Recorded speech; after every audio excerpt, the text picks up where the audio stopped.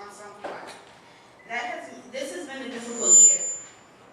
School is hard, I have health challenges and family problems. Everyday life has its challenges and disappointments. But when I think of this hymn, I know my storm won't last forever.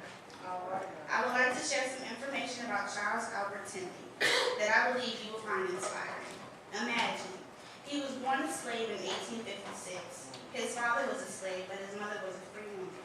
She died when he was just 4 years old, and shortly after that, he was separated from his father.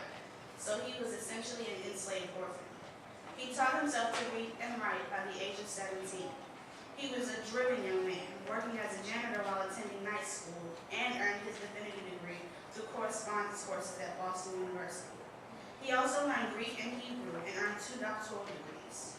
In 1902, he became a pastor of the Calvary Methodist Episcopal Church in Philadelphia, Pennsylvania, the same church that he was a janitor at. At the time of Dr. Tindley's death, his church had more than 10,000 members. He is known as one of the fathers of gospel music and was the first African American to copyright his work. He wrote hymns that dealt with life and everyday situations that we struggle with today. He cared about people, lived humbly, and started a soup kitchen and clothing industry. His congregation included African Americans, whites, and Jews. He said that everything he did, including his music, was intended to bring people closer to God. He was also recognized as an inspired preacher, and many of his sermons have been published. Some of his well-known hymns are "We'll Understand It Better By and By," "Leave It There." He wrote "Stand By Me," and he also wrote "Heaven's Christmas Tree," in which the ornaments are spiritual gifts.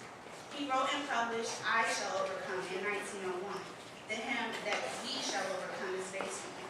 In the 1940s, Tindley's hymn was adopted by South Carolina tobacco workers and union struggle. Zilpha Horton had 2 of the laborers come to the Highlander Folk School in Tennessee, where they sang it for her. She taught the song to Pete Seeger and added more verses. The popular version of the song was then copyrighted under the names of Horton and Seeger, and the two white folk singers. "We Shall Overcome," more than any other song, is associated with the Civil Rights Movement with Martin Luther King. When Dr. King made his famous speech at the Washington Monument, my grandfather was on the stage as one of the musicians who played "We Shall Overcome."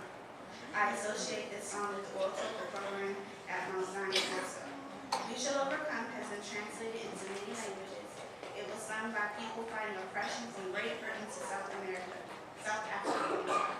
I hope the next time you hear "We Shall Overcome," you think about Charles Albert Tindley. I barely scratched the surface of his inspiration and influence. Perhaps you'll be encouraged to read and research his life more deeply. In closing, I just want to share a few lines of his lyrics that I feel you should remember. "When the storms of life are raging, stand by me. When the world is tossing me like a ship upon the sea, thou who rulest wind and water, stand by me. Whatever your storm in life is, unemployment, physical ailments, difficult relationships, I promise you, if you just hum a little of this hymn, it will remind you that you have a friend that will never forsake you, never leave you, never be fake, and never lie to you. He stands by me and he stands by you."